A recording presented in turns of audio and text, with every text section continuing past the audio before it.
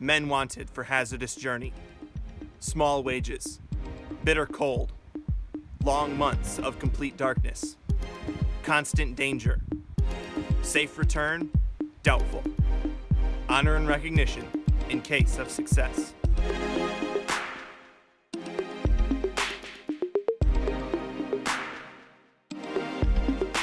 Hey everybody, welcome back to Why Should I Read That? I'm John. This is episode 14. Today is the book Start With Why by Simon Sinek. How great leaders inspire everyone to take action.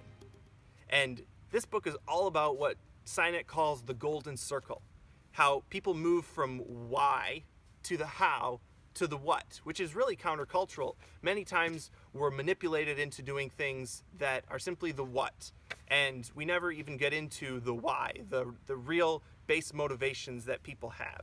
And if you enjoy this video, I encourage you to go check out his TED Talk. He actually has the third most popular TED Talk of all time on this topic. And it's a great encapsulation of all the concepts that are in the book. First of all, though, Ernest Shackleton. That quote that we started with was actually a newspaper ad that Shackleton ran in London back in the early 1900s or over 100 years ago.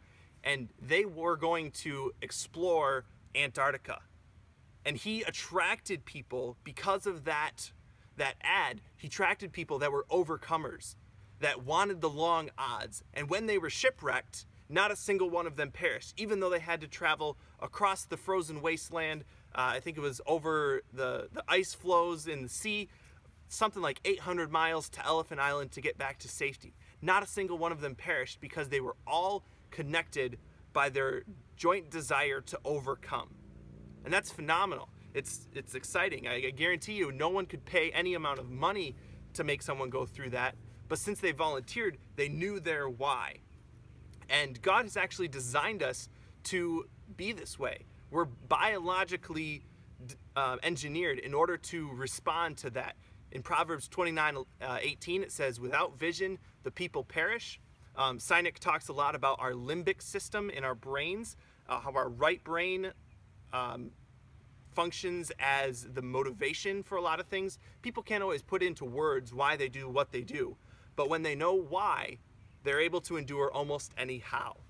So that goes right into it with Steve Jobs and Apple. Jobs always started with the idea of challenging the status quo. And it served him well. Having a software company that actually transformed the music industry. Jobs transformed the movie industry through Pixar, and they disrupted the mobile communications industry with the iPhone and all that. It's phenomenal. And because he always started with the idea of challenging the status quo, man, they moved into a lot of different whats and hows, so to speak. It's interesting, great leaders are able to inspire people to do things on their own. A great example of that is Martin Luther King Jr., or Dr. Martin Luther King Jr., who, when he gave his I Have a Dream speech, he inspired people with the why, but he didn't necessarily tell them what to do or how to do it. And Sinek says in the book here that when people came to hear Dr. Martin Luther King Jr., they did it not because they believed in his vision of a changed America. They did it because of their own vision of a changed America. And that made me stop and think about it a little bit. But when you really get down to it, you can inspire other people to find their own why. And when it resonates with yours, then you're able to move on and create a movement. And an example that's kind of, shifting gears a little bit from the great leaders to just something that's a little bit more fun is something that's happening to me right now. I watch a daily YouTube show from Casey Neistat, who's a New York City-based photographer and filmmaker who is passionate about storytelling, about innovation, about challenging the status quo. He has a tech company that he's the founder of, and a lot of times you'll see him zooming around New York City on a boosted board, an electric skateboard, and I really want one because the reason that I want one of those so badly is because it resonates with my desire for innovation, about challenging the status quo, about something new and fun. Here's the problem though. It's totally illogical. I don't know how to ride a skateboard at all. I can't ride a skateboard to save my life. And even if I did get one of them, a boosted board, I would have nowhere to ride it. Everything that I need to do and get to is so far away that I'd need my car to do so.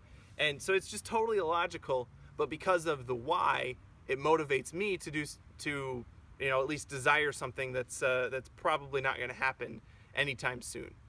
Finally, guys, I'd encourage you to think about your own why and what that looks like for each person. Sinek at the end of the book says that his why is to inspire people to do the things that inspire them.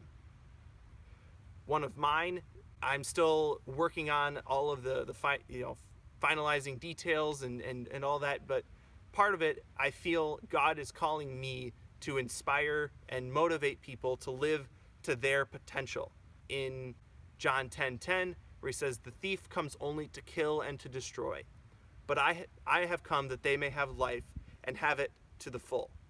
And that phrase, having life to the fullest potential, is so motivating to me, and I'd encourage you guys to think about that for yourself. What is your own why?